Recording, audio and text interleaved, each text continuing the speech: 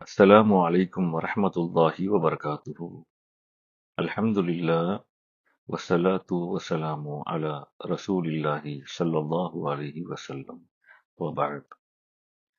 அப்போ நேத்து நம்ம ஷைத்தானுடைய அந்த போராட்டம், இறைவனிடத்திலே அவன் செய்த சத்தியம், மனிதனை வழிகெடுப்பதற்கு அவனுடைய அந்த கோரமான ஒரு ஆக்ரோஷம், இறைவனிடத்திலே அவன் செய்த அந்த உரையாடல் கடுமையான முறையில் அவன் தன் தற்பெருமை அடிச்சது, அதனால பூமிக்கு அவன் வீசப்பட்டது, இதெல்லாம் நம்ம பார்த்தோம் இல்லையா?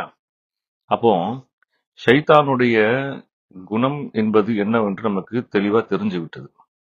அதனாலதான் அல்லாஹ் குர்ஆன்ல சொல்லும்போது, அவர் ஷைத்தானை, இப்லீஸை நீங்கள் உங்களுடைய நேசனாக, உங்களுடைய நண்பனாக நீங்கள் தேர்ந்தெடுத்துக் கொள்ளாதீர்கள். அவர்களை உங்களுடைய அவுலியாக்களாக, அதாவது உங்களுடைய நண்பர்களாக நீங்கள் தேர்ந்தெடுத்துக் கொள்ளாதீர்கள் என்று அல்லாஹ் சொல்றான். சரி, இப்ப நேத்து நம்ம சொல்லியிருந்தோம், சிராத்துல் முஸ்தகீம் அப்படின்ற ஒரு பாதையில அவன் வழிமறித்து உட்கார்ந்திருப்பான் அப்படின்ட்டு அவன் சொல்லியிருக்கிறான்னு சொன்னோம் இல்லையா? அல்லாஹ் நம்மை சிராத்துல் முஸ்தகீமில் நடக்கும்படி அவனுடைய ஏவல்களை கொண்டு, குர்ஆனை கொண்டு, நபிமார்களை கொண்டு நமக்கு நேர்வழியை காட்டித் தருகிறான். ஆனா ஷைத்தான் அந்த சிராத்துல் முஸ்தகீமில் இந்த அடியானை நடக்க விடாமல் நான் என்னுடைய பாதையில் நடக்கச் செய்வேன், நான் உனக்கு நன்றி கெட்டவனாக அவனை ஆக்குவதற்காக என்னுடைய பாதையில் நான் அவனை கொண்டு செல்வேன் அப்படின்னு சொல்றான் இல்லையா? அப்ப அப்படி ஷைத்தானுடைய பாதைன்னு ஒண்ணு இந்த உலகத்துல இருக்கா? அதுக்கு ஏதாவது சான்று இருக்கான்னு கேட்டா ஆமா இருக்கு. ஏன்னா அல்லாஹ் குர்ஆன்ல சொல்லும் போது ஒரு இடத்துல இப்படி சொல்றான், யா அய்யுஹல்லதீன ஆமனு, ஓ ஈமான் கொண்ட நல்லடியார்களே, லா தத்தபிஉ ஹுதுவாத்தி ஷைத்தான், ஷைத்தானுடைய பாதையை நீங்கள் பின்பற்றி செல்லாதீர்கள். அப்போ ஹுதுவாத்தி ஷைத்தான், ஷைத்தான் நடந்து செல்லக்கூடிய அவனுடைய பாதை அப்படின்னு அல்லாஹ் சொல்றான். அந்த பாதையை நீங்கள் பின்பற்றாதீர்கள் என்றும் அல்லாஹ் நம்மை எச்சரிக்கின்றான். ஒமன் தபிய ஒமன் ஒமை எத்தபிய ஹுதுவாத்தி ஷைத்தான், அப்படி ஷைத்தானுடைய பாதையை பின்பற்றக்கூடியவர்களுக்கு என்ன நடக்கும் என்றால், இன்னஹு யஅமுரு பில் ஃபஹ்ஷாயி வல் முன்கர், தடுக்கப்பட்ட அசிங்கமான விஷயங்களை அவன் உங்களை செய்யும்படி தூண்டுவான். அப்ப அவனை பின்பற்றக்கூடியவர்கள், அவனுடைய பாதையில் நடக்கக்கூடியவர்களாக நீங்கள் இருந்தால், தடுக்கப்பட்ட அசிங்கமான விஷயங்களை எல்லாம் நீங்கள் செய்பவராக ஆகிவிடுவீர்கள் அப்படின்னு அல்லாஹ் குர்ஆன்ல சொல்றான். இதை ஏன் நீங்க இவ்வளவு காலமா செய்யாம இருக்கீங்க தெரியுமா? வலவுலா ஃபதுலுல்லாஹி அலைக்கும் வரஹ்மத்துஹு, அல்லாஹ்வுடைய அருளும் அவனுடைய ரஹமத்தும் உங்களுக்கு மட்டும் இல்லாமல் போனால், மா ஸகா மின்கும் மின் அஹதின் அபதா, அந்த பாதையை, அந்த ஷைத்தானை பின்பற்றுதலை விட்டும் நீங்கள் பரிசுத்தமாக இருந்திருக்க முடியாது. எனவே என்னுடைய அருளும் என்னுடைய ரஹமத்தும் உங்கள் மீது இருக்கிறது. எனவே நீங்கள் என்ன செய்றீங்க? அந்த பாதையிலிருந்து பாதுகாக்கப்பட்டிருக்கிறீங்க. வலாக்கின் அல்லாஹ் யுஸக்கி மை யஷா, அல்லாஹ் நாடியவர்களை அவன் பரிசுத்தப்படுத்தி அந்த பாதையில் செல்ல விடாமல் பாதுகாப்பான் என்றும் அல்லாஹ் குர்ஆனிலே தெளிவாக நமக்கு சொல்லிக் கொடுக்குகின்றான். சரி, அப்போ இது மூலியமா நமக்கு ஷைத்தானுடைய பாதை ஒன்னு இருக்கு அப்படிங்கிறது நமக்கு தெரியுது இல்லையா? இப்போ இந்த ஷைத்தானுடைய பாதை எப்படி இருக்கும்? அல்லாவிடத்திலே அவன் அவ்வளவு கர்வமாக, அவ்வளவு பயங்கரமா, ஆக்ரோஷமா, நான் இந்த மனிதனை நான் நன்றி கெடுப்பேன் என்று அப்படி சபதம் விட்டு சத்தியம் செய்து வந்தவன் மனிதனிடத்துல அப்படி நடந்து கொள்வானா? அவ்வளவு கடுமையா நடந்து கொள்வானா அப்படின்னா நடக்க மாட்டான். ஏன் தெரியுமா? அவன் மனிதனிடத்திலே ரொம்ப க்ளோஸ் ஃப்ரெண்டா தான் நடந்துக்குவான். மனுஷனை வழி கெடுக்கிறதுக்கு அவன் மனுஷனோட தோல்ல கை போட்டு, நான் இருக்கேன் உனக்கு, நான் தான் உனக்கு ஃப்ரெண்டு அப்படின்ற மாதிரி ரொம்ப க்ளோஸா நடந்துக்குவான். அதையும் குர்ஆன்ல அல்லாஹ் சாட்சி சொல்றான். உமை யாஷு அன் திக்ரி ரஹ்மானி நுகையிலு லஹு ஷைத்தான், யார் ரஹ்மான் ஆகிய என்னுடைய சிந்தனையை விட்டு நீங்கள் புறக்கணிக்கிறீர்களோ, என்னை மறந்தவர்களாக நீங்கள் உங்கள் வாழ்க்கையை வாழும்போது உங்களிடத்திலே நான் ஒரு ஷைத்தானை சாட்டி விடுவேன். ஃபஹுவ லஹு கரீன், அவனே அவனுக்கு உற்ற நேசனாக, க்ளோஸ் ஃப்ரெண்டாக ஆகி விடுவான் என்று அல்லாஹ்வும் குர்ஆன்ல சொல்றான். அப்ப பாருங்க, அந்த ஃப்ரெண்டுன்ற இடத்துல தான் வருவான். ஏன்னா நம்ம ஒரு ஃப்ரெண்டு சொன்னாதான் என்ன செய்ய மாட்டோம், தட்ட மாட்டோம், நம்ம யோசிக்க மாட்டோம், சரி ஓகே செய்யலாம் அப்படின்ற இடத்துக்கு நம்ம வருவோம் இல்லையா? அந்த மாதிரி ரொம்ப க்ளோஸா நம்ம கிட்ட நெருங்கி பழகுவான்.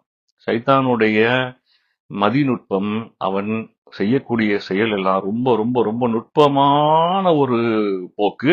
நம்ம கண்டு கொள்றது ரொம்ப ரொம்ப கஷ்டம். ஷைத்தான் முதலில் என்ன படுத்துவோம் அப்படின்னா, இப்போ சைத்தானுடைய இன்னொரு ஒரு சைத்தான் எவ்வளவு நெருக்கமா நமக்கு இருக்கிறான்றது, இப்ப ஃப்ரெண்ட் ஆவான்னு சொல்றான் இல்லையா, இன்னும் எவ்வளவு நெருக்கமா நமக்கு இருக்கான்றதை பத்தி சொல்லும் போது, இன்ன ஷைத்தான் எஜ்ரி மின் இப்னி ஆதம மஜ்ரத் தமி. ஷைத்தான் இந்த ஆதமுடைய மக்கள் மனிதர்களுடைய இரத்த நாளங்களில் ரத்தம் எப்படி ஓடுகிறதோ அதை விட நெருக்கமாக ஷைத்தானும் ஓடிக்கொண்டிருக்கிறான் உடல் ஃபுல்லா அப்படின்றதையும் ஸல்லல்லாஹு அலைஹி வஸல்லம் ஒரு இடத்துல சொல்றாங்க. அதாவது ரசூல் ஸல்லல்லாஹு அலைஹி வஸல்லம் ஒரு முறை இரவு நேரத்துல தன்னுடைய மனைவி அன்னை மைமூனா ரலியல்லாஹு தஆலா அன்ஹா அவர்களோடு அப்படியே சும்மா ஒரு வாக்கிங் போயிட்டு இருக்காங்க. அப்ப போகும்போது இருட்டு நேரம் தானே, அப்போ எதிரில வந்து சில சஹாபாக்கள் நடந்து வராங்க. அப்போ ரசூலுல்லா அந்த சஹாபாக்கள் நெருங்கி வரும்போது சொல்றாங்க, நான் என் மனைவியோட தான் நடந்து போய்கிட்டு இருக்கேன் அப்படின்னு சொல்றாங்க. இப்ப சஹாபாக்கள் வந்து, யா ரசூலுல்லா இதை நீங்க சொல்லணுமா, உங்க மேலயா அங்க சந்தேகப்பட போறோம், என்ன யா ரசூலுல்லா அப்படின்னு கேட்கும்போது ஸல்லல்லாஹு அலைஹி வஸல்லம் சொல்றாங்க, இல்ல இல்ல, இன்ன ஷைத்தான் எஜ்ரி மின் இப்னி ஆதம் மஜ்ரத் தமி. ஆதமுடைய இரத்த நாளங்களில் எல்லாம் ஷைத்தானும் ஓடுகின்றான். எனவே எவ்வளவு பெரிய அந்தஸ்துடைய ஆளாக இருந்தாலும் சந்தேகத்தை கல்புல ஷைத்தான் போட்டு விடுவான் அப்படின்னு சொல்லி ஸல்லல்லாஹு அலைஹி வஸல்லம் சொல்லிட்டு அப்படி நடந்து போறாங்க. இப்போ இங்க பாருங்க, சந்தேகம், இந்த சந்தேகம் இருக்கு, இது ரொம்ப ஆபத்தான ஒரு விஷயம். இந்த சந்தேகம் வந்து இரண்டு பிரிவுபடும். சந்தேகம் வந்து ஒரு ஹக்குலையும் சேரும், பாத்திலையும் சேரும். ஹக்குண்டா உண்மை, பாத்தில்டா பொய், அது மிகப்பெரிய லெவல்ல ஒரு பிரச்சனை. ஹக்கான சந்தேகம் தான் என்னன்னு சொல்லலாம், வாய் திறந்து கேட்கறது, அவ்வளவுதானே. எப்பா இந்த மாதிரி நீ சொன்னதா நான் ஒருத்தர் சொல்லி கேட்டேன்பா, நீ என்னை பத்தி இப்படி சொன்னியா அப்படின்னா ஏன் சொன்ன, சொல்லல, அப்ப அவன் போய் சொல்லியிருக்கான் விட்டுரு அப்படின்னு ஓப்பனா பேசிட்டா முடிஞ்சு போச்சு. அதை விட்டுட்டு இவன் இப்படி சொல்லியிருக்கான்ல என்னைய பத்தி அப்படின்னு உள்ளுக்குள்ள வச்சோன்னு வச்சுக்கோங்களேன், அந்த புள்ளி இருக்கு இல்லையா, அந்த புள்ளிய மிகப்பெரிய கோலமாக்கிடுவான் இப்லீஸ். அப்ப அந்த சந்தேகம்ன்றது சாதாரண விஷயம் இல்ல, ஓபன் பண்ணி கேட்கிற வரைக்கும் தான் அது சாதாரண விஷயம். மறைமுகமா உள்ளேயே நம்ம ஒருத்தரை பத்தி சந்தேகப்பட்டுக்கிட்டு இருந்தோம்னா அந்த இடத்துல இப்லீஸ் என்ன செஞ்சிருவான், மிகப்பெரிய ஒரு பிரச்சனைய நமக்கும் மனிதர்களுக்கும் உண்டு நடுவுல மிகப்பெரிய ஒரு பிரச்சனையை உருவாக்கி விடுவான். அப்ப அந்த சந்தேகத்தின் தீர்வாக சைத்தான் வருவான், சந்தேகத்தின் ஊடுவாக சைத்தான் வருவான், டிஸ்ட்ராக்ஷன் பண்ணுவான், கவன சிதறல் செய்வான். சைத்தான் கவன சிதறலை கொண்டு வருவான். கவனமா ஒரு விஷயத்தை நம்ம கவனம் செலுத்த முடியாது, தொடர்ச்சியா நம்ம செய்ய முடியாது, டிஸ்ட்ராக்ட் பண்ணிட்டே இருப்பான். அண்டு ஷைத்தான் இப்லீஸை பொறுத்த வரைக்கும் அவன் வந்து முன்னேறிக்கிட்டே போய்கிட்டு இருப்பான். அவன் வந்து ரொம்ப பின்தங்கியவன் கிடையாது, அவன் ரொம்ப ஆதி பழைய பழகுடியான ஒரு ஆளு தான். ஆனா இன்னைக்கு உலகத்துல ஹை டெக்னாலஜி, நுட்பம், ஹை அப்டேட் யார்கிட்ட இருக்குன்னா இப்லீஸ் கிட்ட தான் இருக்கு, நம்ம கிட்ட கூட இல்ல. அந்த அளவுக்கு ஹை அப்டேட்ஸை வச்சு நம்மளை வழிகெடுப்பதற்கு அவன் பயங்கரமான முறையில அவன் ஆக்ரோஷமாக இருக்கிறான். இப்படியெல்லாம் இப்லீஸினுடைய மதிநுட்பம், அவனுடைய கிரிட்டிகாலிட்டி, அவனுடைய கிரிமினல் சென்ஸ் வந்து ரொம்ப ரொம்ப ரொம்ப மோசமானது. நம்மளால அவ்வளவு சீக்கிரம் அதை நம்மளால கணிக்கவே முடியாது. அதனாலதான் அல்லாஹு ஜல்ல ஷானஹு வ தஆலா இன்ன ஷைத்தான் அதுவும் இலக்கும், ஷைத்தான் உங்களுக்கு எதிரி, ஷைத்தான் உங்களுக்கு துரோகி, ஷைத்தான் உங்களுக்கு எதிரின்னு குர்ஆன்ல பல மட்டம் சொல்லிக் கொண்டே வருகிறான். ஷைத்தானை நீங்கள் தேர்ந்தெடுக்காதீர்கள், அவன் வழியில் நடக்காதீங்க, அவன் நண்பனா எடுக்காதீங்க, எல்லாத்துலயும் பிஸ்மி சொல்லுங்க, அல்லாஹ்வுடைய பேரை சொல்லி சொல்லி செய்யும் போது ஷைத்தான் உங்க பக்கத்துல வரமாட்டான். இதெல்லாம் ஏன் இவ்வளவு வார்னிங் அப்படின்னா, இந்த உலகத்துல கடைசியா அல்லான்னு சொல்றதுக்கு ஒருத்தர் கூட இல்லாத நேரத்துலதான் அல்லாஹ் இந்த உலகத்தை அழிப்புன்னு சொல்றான் இல்லையா. அப்ப என்ன அர்த்தம், அல்லான்னு சொல்றதுக்கு ஒருத்தர் கூட இல்லாம போவாங்க. அப்ப இந்த உலகத்தில் இப்லீஸ் அவன் நாடியதை நடத்தி முடிப்பான். அப்போ நாம இவ்வளவு ஏன் பேசுறோம், கடைசியில அதான் நடக்க போகுதுண்டா. நம்மளை பாதுகாத்துக்கணும்ல, அல்லாஹ்வுடைய புடியில நம்ம மாட்டிக்கிட கூடாது இல்லையா, இப்லீஸுடைய சூழ்ச்சியில போய் நம்ம சிக்கிட கூடாது இல்லையா. அப்ப நம்ம ஓரளவுக்கு இப்லீஸுடைய தன்மையும் அவனுடைய சதி என்னான்னு தெரிஞ்சு வச்சுக்கிட்டா தானே நம்ம ஓரளவுக்கு அல்லாஹ்வுடைய உதவியை கொண்டு நம்ம என்ன செய்ய முடியும், தப்பிச்சு வெளியே வர முடியும். அதனால தான் நம்ம இவ்வளவு விளக்கமா நம்ம இதை பத்தி பேசுறோம். அப்ப ஷைத்தான் எந்த மாதிரியான தன்மைகளை கொண்டு முதலில் மனிதர்களிடத்திலே வருவான் என்று சொன்னால், முதல்ல ரொம்ப சாதாரணமா தான் வருவான். ஃபர்ஸ்ட் குஃபர் எடுத்துக்கிட்டு வருவான், இறை மறுப்பு, இறைவனை ஏற்றுக்கொள்ள முடியாது, இறைவனை ஏற்றுக்கொள்ளாமல் இறைவனுக்கு இணை வைப்பது, அல்லாவை ஏத்துக்காம இருக்கிறது, இந்த மாதிரியான குஃபருடைய தன்மையை முதல்ல மனிதன்கிட்ட கொண்டு வரான். அப்ப அந்த மனிதன் சொல்றான், இல்ல நான் அல்லாவை கொண்டு ஈமான் கொண்டவன், என்கிட்ட குஃபர் வேலைக்கு ஆகாதுன்னு சொன்ன உடனே அப்படியே கொஞ்சம் கொஞ்சமா என்ன பண்றான், அப்படியா நீ முஸ்லீமா, சரி ஒன்னும் பிரச்சனை இல்லப்பான்னு சொல்லி நிஃபாக்குடைய தன்மையை கொண்டு வருவான். நிஃபாக்குன்னா முனாஃபிக்குடைய தன்மை. அப்போ முனாஃபிக்காக்க பார்ப்பான், முனாஃபிக்காகவும் ஆக மாட்டேங்கிறான் அந்த மனுஷன் அப்படின்னா அவனை மாசியத் என்று சொல்லப்படக்கூடிய பாவத்தில் தள்ளுவான். பாவ செயல்களை செய்யும்படி அவனை தள்ளுவான். இந்த மூணுலயுமே மனிதன் ரொம்ப கவனமா இருந்து அவன் முத்துமையினான்ற நப்சை அவன் அடைவதற்கு நெருங்கி விட்டான் என்று சொன்னால் அந்த நேரத்தில் இப்லீஸ் சீரியஸ் ஆயிடும். ஏன்னா இந்த மூணுல அவனை ஈஸியா தள்ளிட முடியும். இந்த மூணுலயுமே அவன் எஸ்கேப் ஆகி முதுமைனான்ற இடத்துக்கு மனுஷன் போறான்னா சைத்தான் வில் கெட் சீரியஸ். அந்த இடத்துல இப்லீஸ் ரொம்ப ப்ரோஆக்டிவ் ஆயிடுவான். காரணம், முத்துமைனாவுக்கு ஒருத்தன் அடைஞ்சிட்டான்னா அடுத்து தரஜா வளைய ஆரம்பிச்சிருவான். ஆபத்து. அது இப்லீஸுக்கு செட் ஆகாது. சோ அந்த இடத்துல அவன் குஃபரை கொண்டு வர மாட்டான், நிஃபாக்கு கொண்டு வர மாட்டான், பாவ செயல்களை காட்டியெல்லாம் ஒரு மனுஷனை, அந்த இடத்துல உள்ள மனுஷனை, முத்துமைனாவுடைய இடத்துல இருக்கக்கூடிய மனுஷனை வழிகெடுக்க முடியாது. அந்த இடத்துல அவன் என்ன கொண்டு வருவான்னா ரியா என்று சொல்லப்படக்கூடிய பார்வை, அடுத்தவர்கள் பார்வைக்காக வேண்டி செய்யற செயல். நான் ஒரு மிகப்பெரிய தொழுகையாளி, அப்படி எல்லாரும் முன்னாடியும் பயங்கரமா அப்படி ஆஜானு பாகுவா இருக்கிறது, ரொம்ப அப்படி ஒரு மாதிரி நான் இப்படி அப்படி அப்படின்ற மாதிரி நல்ல செயலை செய்வாங்க. ஆனா செய்யறதோட அவங்களுக்கு அந்த எண்ணமும் உள்ள வரும். அப்படியான ஒரு விஷயம் தான் ரியான்னு சொல்றது. ரியா அண்ட் நாசி அப்படின்னு சொல்லுவாங்க. மக்களுடைய பார்வைக்காக வேண்டி செய்யறது. இதை கொண்டு வருவான். இந்த ரியா உள்ள ஏறும்போது என்ன வரும்னா கொஞ்சம் கொஞ்சமா இந்த ரியா அப்படியே கிபரா டிரான்ஸ்ஃபார்ம் ஆயிடும். கிபருனா பெருமை, தற்பெருமை. அப்ப அந்த தற்பெருமை வந்துருச்சுன்னா மன் தகப்பர வதஅஹுல்லா. அப்படி யார் தற்பெருமை அடிச்சுட்டானோ அல்லாஹ் அவனை கீழே போட்டுருவான். ஏன்னா இப்லீஸ் என்ன செஞ்சான்? தற்பெருமை தானே அடிச்சான்.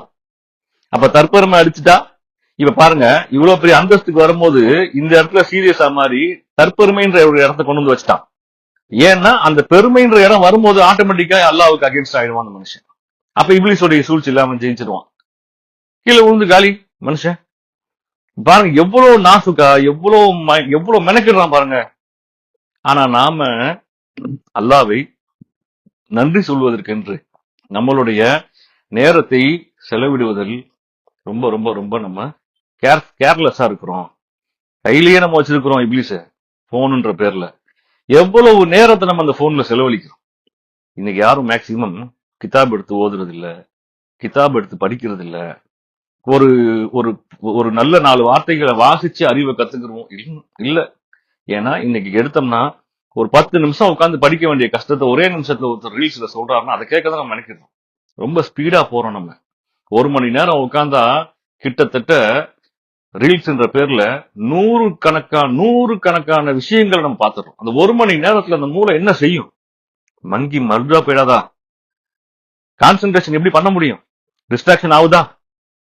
போன சமயத்துல எடுத்து ஒருத்தருக்கு போன் பண்ணணும்னு சொல்லி எடுத்தா டக்குன்னு எதையோ பார்த்துட்டு 1 மணி நேரம் கழிச்சு ஐயா இவர் போன் பண்றதுக்காக அந்த போனை கையில எடுத்தோம், நம்ம எதையோ செஞ்சுக்கிட்டு இருக்கோமே. இந்த அனுபவம் எனக்கே இருக்கு. எந்த அளவுக்கு டிஸ்ட்ராக்ஷன்ல மாற்றோம் பாருங்க நம்ம. அப்போ ஷைத்தானுடைய தன்மை டிஸ்ட்ராக்ஷன், சந்தேகம், ஒருத்தரை சந்தேகப்படுவது, சந்தேகப்பட்டு அவனை நாம் தப்பாக நினைத்து அப்படியே அவனை விட்டு உறவில் நாம் விலகி விடுவது, டிஸ்ட்ராக்ஷன் ஆகுறது. சரியான முறையில டிஸ்ட்ராக்ஷன், சின்ன சின்ன விஷயங்கள் டிஸ்ட்ராக்ட் ஆகும்போது என்ன ஆகும்னா பெரிய விஷயத்துல டிஸ்ட்ராக்ட் ஆயிடுவோம்.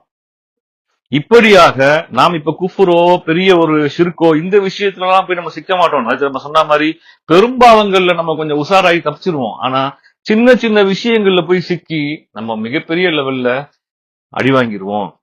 அது டைரக்டா எங்க போய் அடிக்கும்? ஈமானத்தான் அடிக்கும். ஈமான் பறி போறதுதான் இங்க இருக்கக்கூடிய மிகப்பெரிய பிரச்சனையே. இபிலிஸோடைய சிக்கல், இபிலிஸ் வலை விரிப்பது ஈமானை காலி பண்ணுவதற்கு தான். அப்ப அந்த இடத்துல நம்ம இப்லீஸ் ரொம்ப கவனமா நம்ம விளங்கி நம்ம இப்லீஸ்ல இருந்து நம்ம என்ன செய்யணும்? நம்மளை பாதுகாக்கணும்னா அல்லாஹ்வுடைய உதவி இல்லாம நம்ம பாதுகாக்க முடியாது. சரி, அல்லாஹ் நம் அனைவருக்கும் இந்த மோசமான இந்த சூழ்ச்சியிலிருந்து, இப்லீஸ் ஷைத்தானுடைய சூழ்ச்சியிலிருந்து நம்மை அனைவரையும் பாதுகாப்பானாக. ஆமீன். وآخر دعوانا أن الحمد لله رب العالمين والصلاة والسلام على أشرف الأنبياء وسيد المرسلين. அஸ்ஸலாமு அலைக்கும் வரஹ்மத்துல்லாஹி வபரகாத்துஹு. நாளை சந்திப்போம்.